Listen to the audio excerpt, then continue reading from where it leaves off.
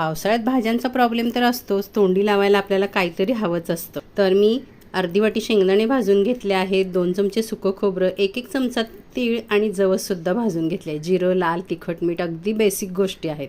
लसणाच्या पाकळ्या 20-25 सोलून घेतल्या आहेत.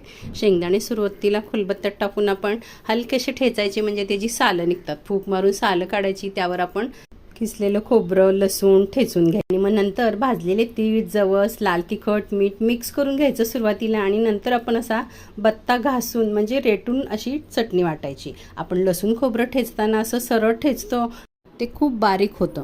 आपल्याला ही चटणी बारीक नाही करायची, अशी रेटून वाटल्यामुळे तीळ, जवस, शेंगदाणे यामधलं तेलसुद्धा बाहेर येतं, चवीलासुद्धा खूप छान लागते आणि ही चटणी जाडसर असेल तरच छान लागते. तीळ आणि जवसने फायदासुद्धा होतो.